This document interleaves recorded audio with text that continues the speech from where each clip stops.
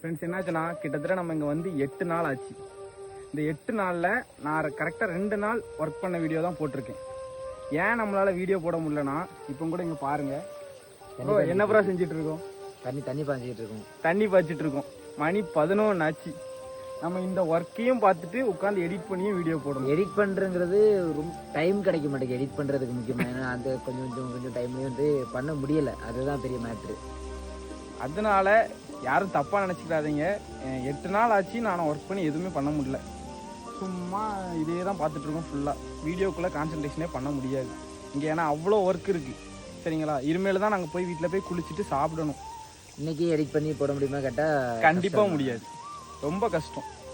என்ன ப்ரோ உங்கள் கருத்து? அதான் முடிஞ்ச அளவுக்கு பண்ணலாம்.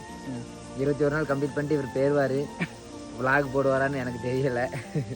பாய், டாட்டா.